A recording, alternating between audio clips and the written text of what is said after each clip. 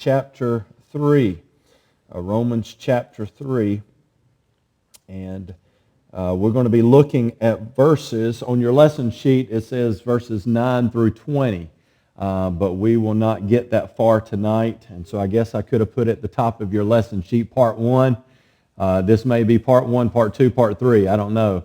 The more I'm studying, the more I'm finding here in this passage. But we're going to look at the first couple verses tonight. So Romans chapter 3, and let's just go ahead and start reading in verse 9, and we'll read the first 4 verses here down through verse 12. Verse 9 says, "What then are we better? Are we better than they?" Two questions. What then are we better than they? No, in no wise. For we have before proved, both Jews and Gentiles, that they are all under sin. As it is written, there is none righteous, no, not one. There is none that understandeth. There is none that seeketh after God. They are all gone out of the way. They are together become unprofitable. There is none that doeth good, no, not one. Now, what you're going to start seeing as we continue in the book of Romans are verses that you already know, that you have heard, that you're familiar with. Most of us are familiar with the Romans road, and of course we come to the first verse here tonight in verse 10, there is none righteous, no, not one, and that is the title of the lesson. And so you'll notice those verses as we go through. You'll come to the next one in just a couple weeks, Romans 3:23, and Romans 5:8, and Romans 6:23, and then Romans 10:13, and 9 and 10. You'll come to all those verses that you recognize. And but anyway, those are good verses to commit to memory or to have somewhere handy, because if you were going to lead somebody to the Lord, that's a great way of doing that, is just taking them through those verses. Well, let me just begin with this tonight. I think it would be a fair statement to say that most of us have a picture in our minds of ourselves that is somewhat different than reality. You say, what are you talking about? Well, I think, just for an example, some of us may think that we are wider or thinner than we actually are. Some of us may think that we're smarter or dumber than we actually are. Have you ever met somebody who thought that they were the funniest person on the face of this earth, but they really weren't funny at all? Have you ever met somebody like that? And no naming names, no pointing tonight, all right? But you probably met somebody. I'm not judging or anything like that. I'm just saying we probably all met somebody like that. But we can be deceived in physical things, and we can certainly be deceived in spiritual things, physical nature, spiritual nature. But most of us, if not all of us, we think that, at least this is our mindset, we think that we're basically good people. I mean, ask the average person, ask anybody that you know, do you think you're a good person? And most people will say, yeah, I'm a pretty good person. And most people think that they are okay spiritually, that they're pretty good in that department. Well, that is not only true for people that we would call church members, but even people outside of the church, people that we would say that are unsaved folks. They would say the same thing. I'm a pretty good person, and I think I'm okay spiritually. I've even talked to people before, and they say, yeah, me and God, we've got these things worked out. We got a deal. Well, if you study the Bible, particularly the verses that we're going into tonight, you'll find out that that is simply not the truth.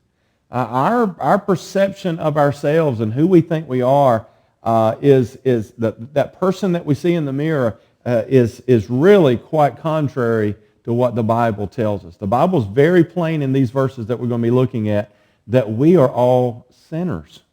We are sinners in God's. We're not good people.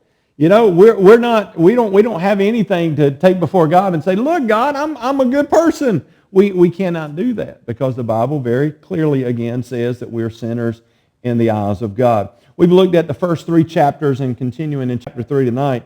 But in these 3 chapters, the Apostle Paul has taken on this role of prosecuting attorney.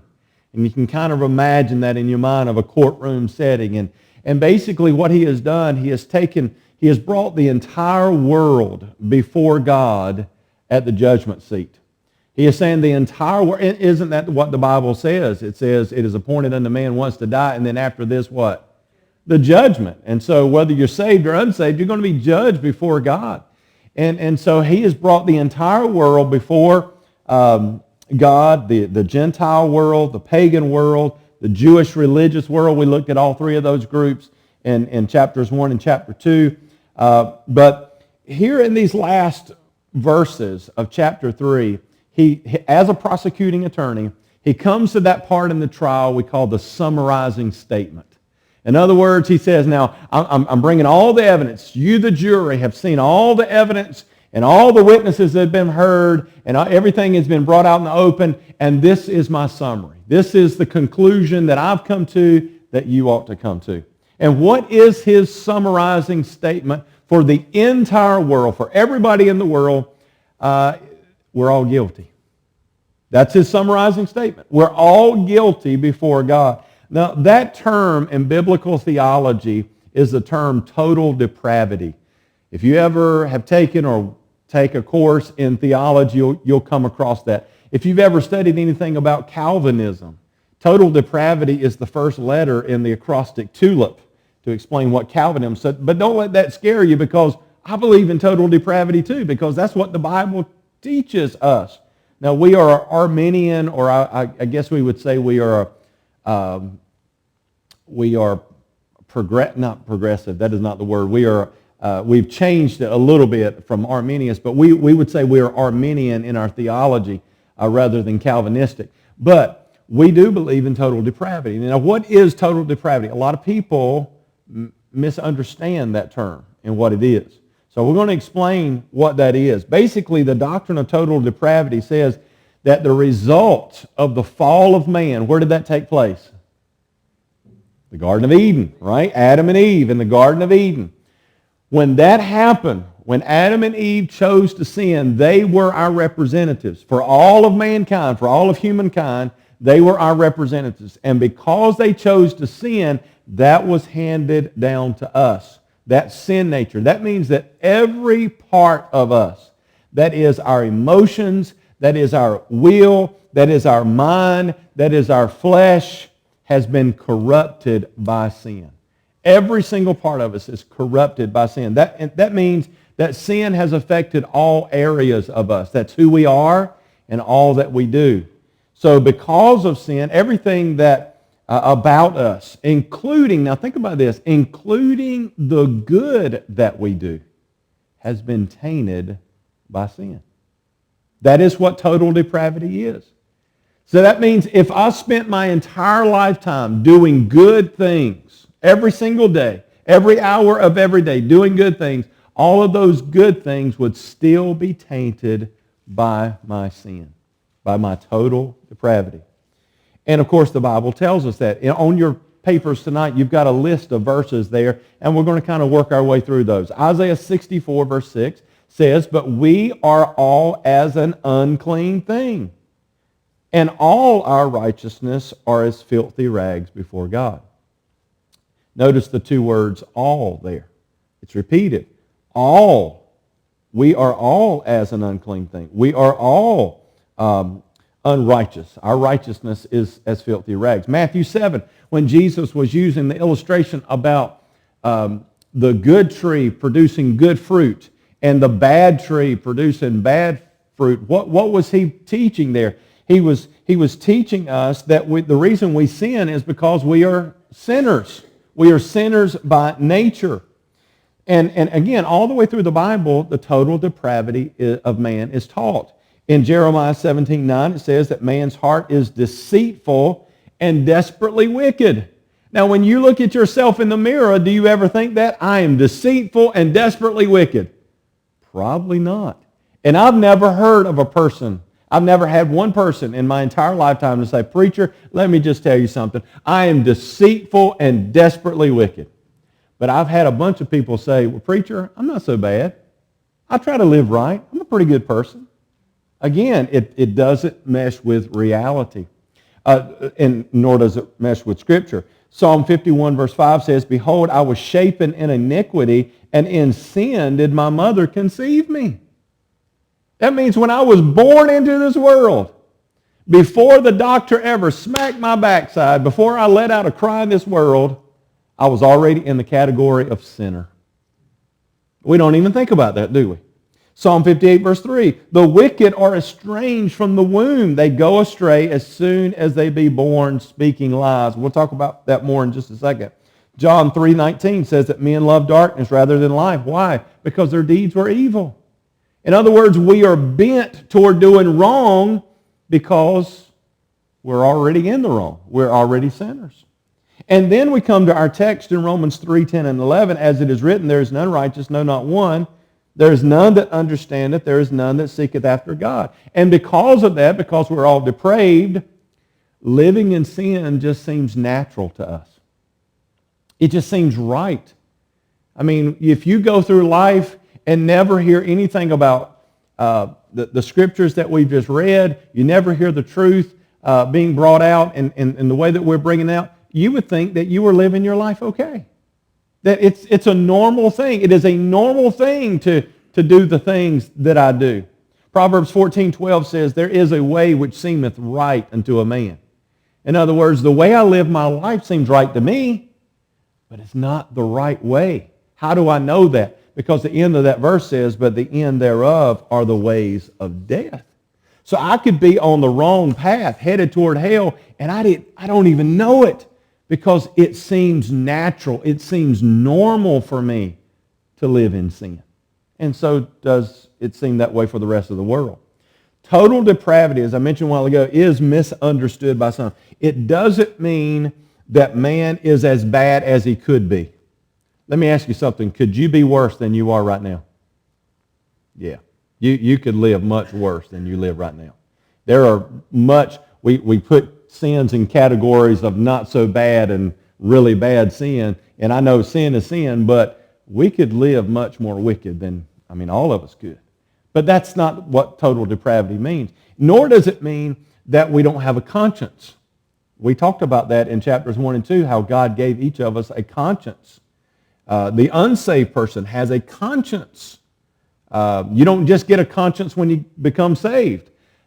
We all are given this conscience from birth that we're able to determine, or at least we have a guide in determining what is right and wrong. And of course, we all know many, many people that do a lot of good things, saved folks and unsaved folks. There are plenty of unsaved people in the world that do great and good things all the time. But total depravity means that man is as bad off as he could be. In other words, rather than measuring one from, we measure ourselves from this person to this person and say, well, I want to measure my life by that person. Instead of doing that, the doctrine of total depravity says that men and women are measured when we stand up against God. In other words, when we measure our life against God, how do we measure up? And none of us measure up good at all. We are as bad off as we can be. Why? Because God is perfect. God is pure. God is holy. And we are none of those things. All of us have failed to measure up to the standard of the glory of God. And that's what Romans 3:23 says. For all have sinned and come short of the glory of God. That's what that verse means. And so Paul begins this argument here in verse 9, his closing summarizing statement, by saying that both Jews and Gentiles are all under sin. That means that every person is under the control of our sin nature. We are guided in that direction all the time. In other words, it is our natural tendency to sin. And a good example of that is children. Just observe children. There is not a parent anywhere that has to teach their child to covet something that doesn't belong to them. That comes natural. We've all heard children say, that's mine, and they'll grab a toy or something that another kid has. No parent anywhere ever has to teach their child to lie.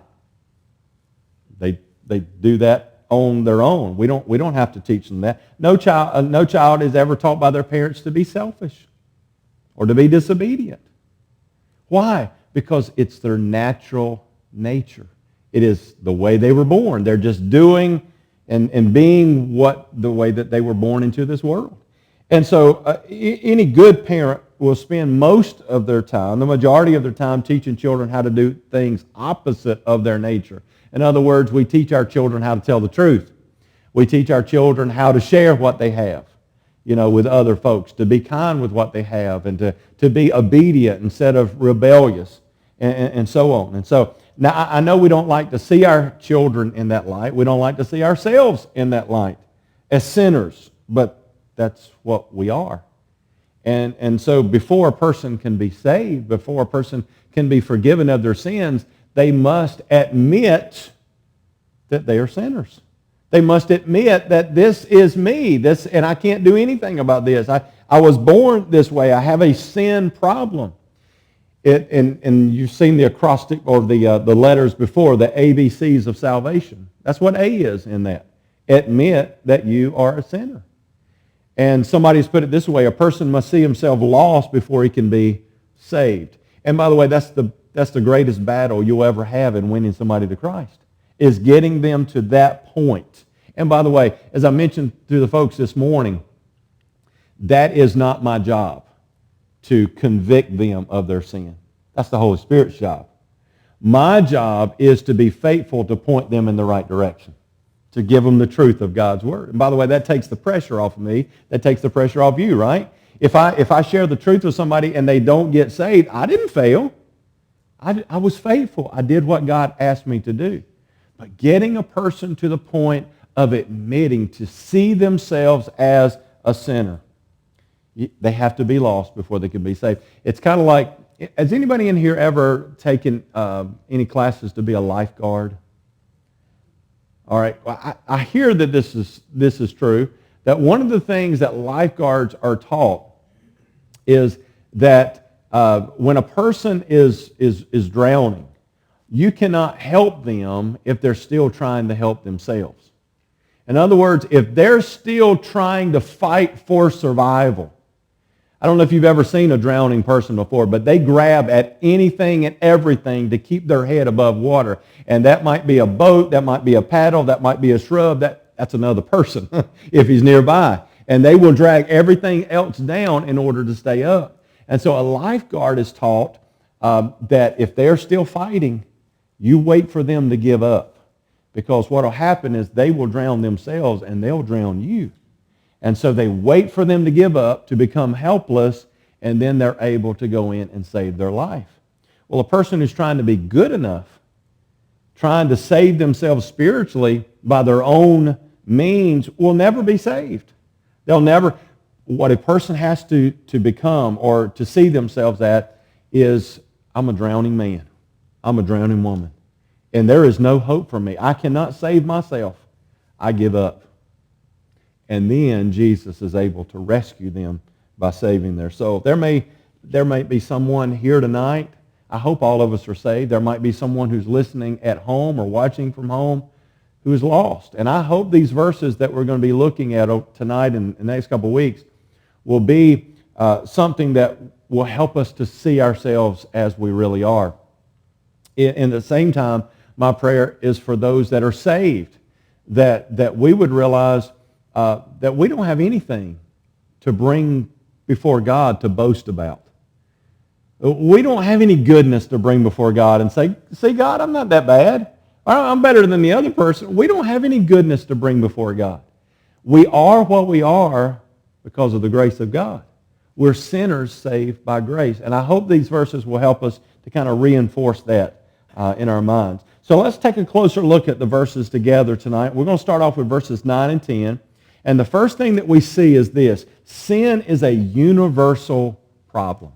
It is a universal problem. Notice again with me in verse 9. What then? Are we better than they? No, in no wise. We have before proved, both Jews and Gentiles, that they are all under sin. The first thing we see is that sin touches every race. Paul says that sin is a problem that affects both the Jew and the Gentile. In other words, skin color is irrelevant when it comes to sin. The white man, the black man, the red man, the brown man, they're all sinners. We're all sinners in the sight of God. Why? Because sin is a universal problem. The second thing you see in this verse is that sin touches every religion. Every religion. That means that the religious man and the pagan man are in the same category. What is that category? Sinner. Same category. Doesn't matter if a person's totally sold out to their religion, faithful to their religion. It doesn't matter. It doesn't matter how dedicated they are. It doesn't matter how sincere that person is in their religion. They're still sinners in the sight of God. I remember there was a family.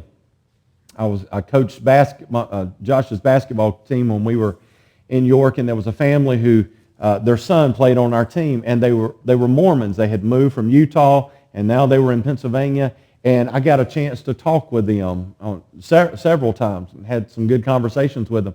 But they were faithful to their Mormon church. I mean, they were faithful to the services. They were faithful to the mission. They were faithful to the giving. I mean, faithful. But guess what? They're still lost. Still lost. Their sincerity didn't matter. Probably, you've heard me say this before, probably 80% of the people that we saw saved in York and brought into our church were Catholics, were former Catholics. Most of them were probably half of them, were very faithful in Catholicism. They were there for the services. They were faithful to give. But it didn't mean anything. It didn't mean that they were saved at all. They were sincere, yes. They were faithful, yes. They gave it their all, yes. But they were not saved. Notice the words, what then? Are we better than they? No, in no wise. Paul's saying that those who are religious are no better off than those who are not religious. Why? Because religion doesn't save anybody. Nobody's ever been saved by religion or by sincerity.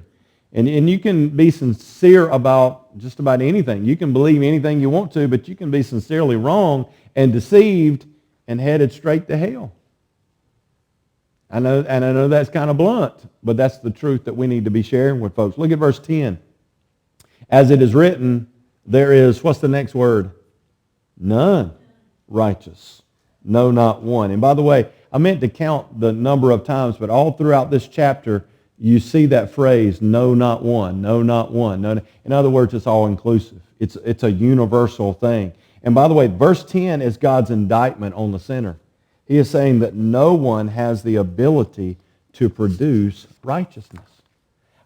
The best that we can do will never be good enough. Now you think about that again. The best that you can do, I mean, live right, live moral, be a good person, it's never going to be enough. I can never be good enough to please God. Why? Because I'm a sinner. And everything that I touch is ruined by sin. You remember the story of Midas? Midas had the golden touch. Everything touched turned to God. I'd like to have that for a little while, wouldn't you? I could really cash in, I think. But you and I have the touch too. And it's not the golden touch. No, everything that you and I touch is ruined. It becomes basically junk in the eyes of God. Why? Because it becomes tainted by sin. And our biggest problem comes because most of us measure ourselves by the wrong measuring stick, like I mentioned before. We look at our neighbors and we say, well, I'm certainly not as bad as they are. I mean, look at what they do. Look at how they live. And the thinking is, if I live better than they do, if I do more than they do as far as good things, then I am more pleasing to God. In other words, I kind of move up on the ladder there in God's sight. And that's simply not true at all, because what we forget is that dead is still dead and lost is still lost. When I was a kid, one of my heroes was a fellow by the name of Evel Knievel. How many of you remember that name, Evel Knievel? Probably not the best of heroes to have looking back, but he was one of my heroes. I love to watch him jump stuff and do all the stunts that he did. And I remember one time he jumped 14 Greyhound buses. I mean, that was just unbelievable. And just to see him take off. And of course, he'd start out and he'd go up on the ramp and he'd say, "Nah, I'm not ready yet." And he'd turn around. And I had an Evel Knievel motorcycle. I wished I had the one. You had one? I wished I still had it. Yeah, it had this little box thing, had this crank on the side, had the action figure you could sit on that with his jumpsuit. Kind of looked like Elvis a little bit with his jumpsuit, but red, white, and blue. And you could set him on there, and you made sure he was on there good, hanging on the handlebars, and you crank it up, hit that button, and he'd do pop wheelies, and he'd run into stuff, and it was a blast. But anyway, I remember one time waiting all week long to see him. It was going to come on Saturday night. It was a special that was coming on Saturday night. He was going to jump a pool full of sharks. Shark-infested water. And I waited all week. I was so excited. And it was going to be a live event. And it came time for that to come on, and they came out and they said, well, Evel Knievel couldn't be here tonight because he crashed in the test. And of course, they showed the video of him crashing. He made it. He got to the other side, but he crashed and he couldn't be there. He was always crashing. You remember that? He probably broke more bones than any stuntman in history. I mean, just time after. But you got to remember something. His motorcycle was much heavier than anything that's driven today. And he was jumping with that. Not only that, he didn't have the shock absorbers that they have today either.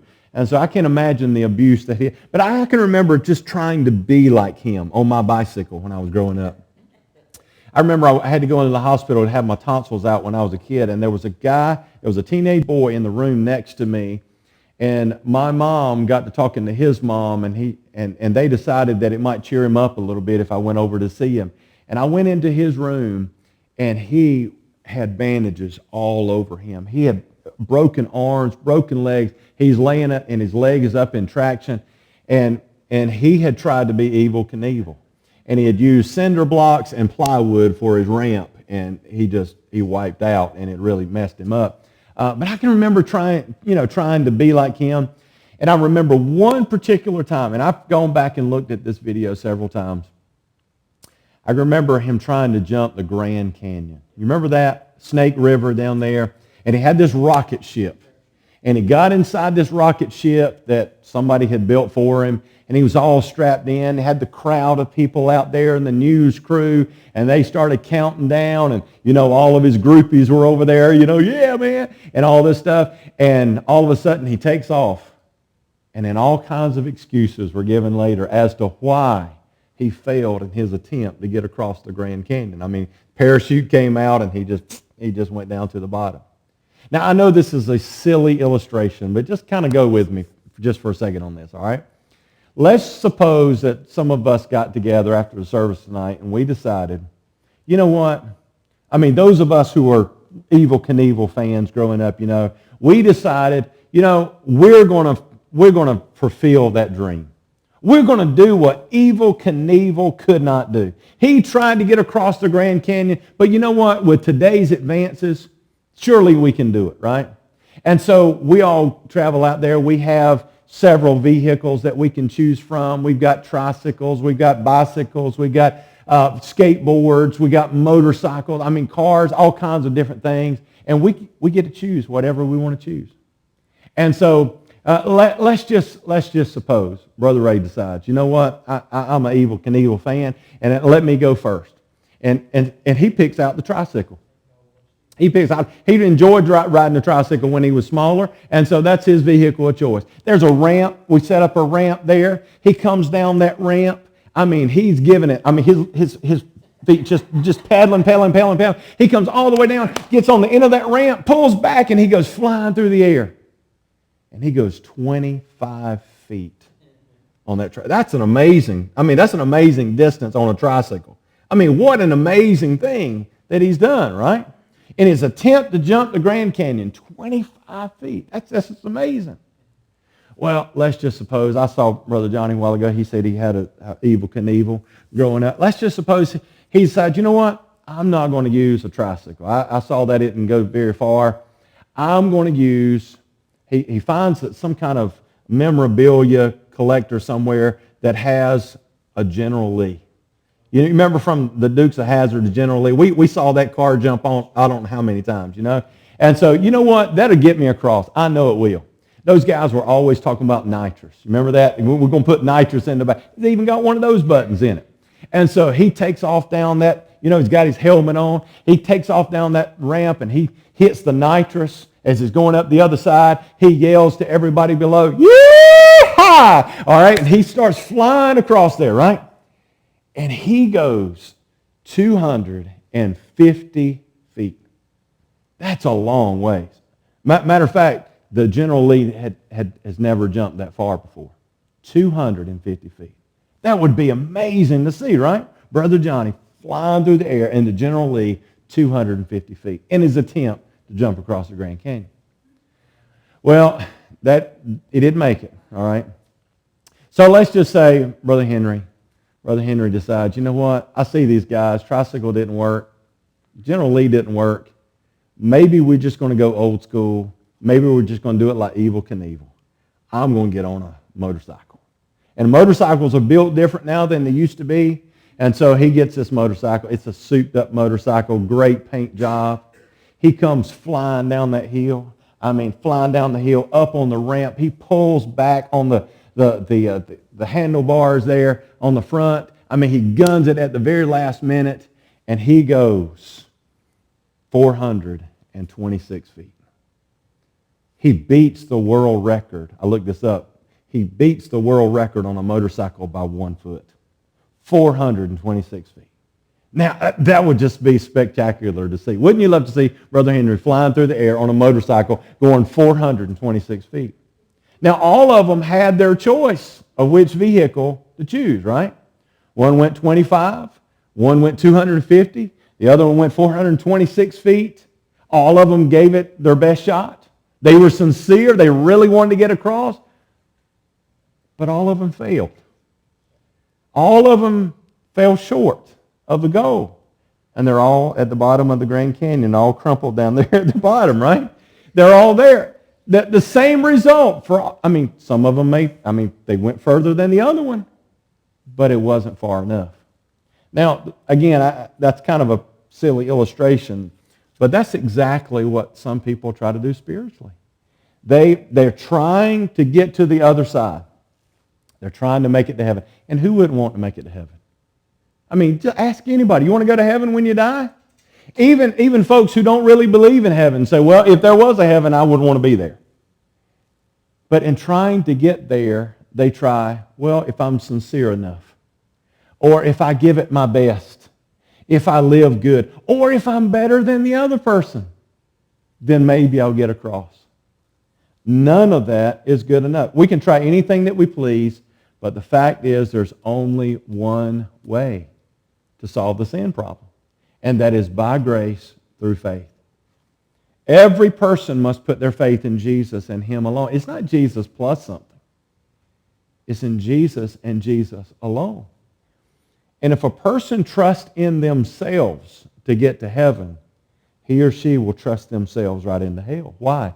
Because sin is a universal problem, and it takes a universal solution. There's only one solution. Jesus told us what that was. What did He say? He said, I am the way. That's very significant, because He didn't say, I am one of the ways that you can choose from. And there's a lot of ways that people try, but Jesus says, I'm the only way. And then He says the truth and the life. And then He does something that we find that happens over and over again in the book of Proverbs. Proverbs will have a truth, and then it'll repeat the truth. The truth is in the first part of the verse. The truth is repeated in the second part of the verse. And that's what Jesus said. He said, I am the way, the truth, and the life. And then He says, no man cometh unto the Father but by me. You're not going to get to heaven. You're not going to get to the Father unless you go through me.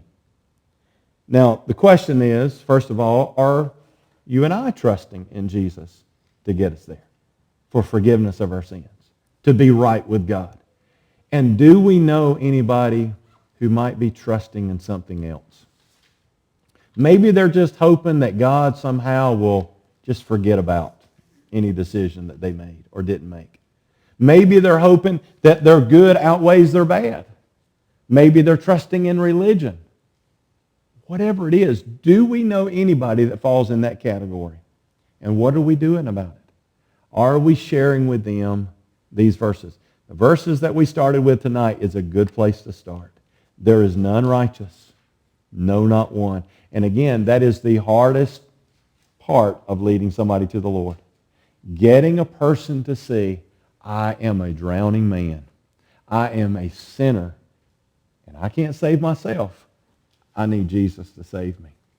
Well, we're going to stop there tonight. We're going to pick up next week in verse 11 in our next lesson. Any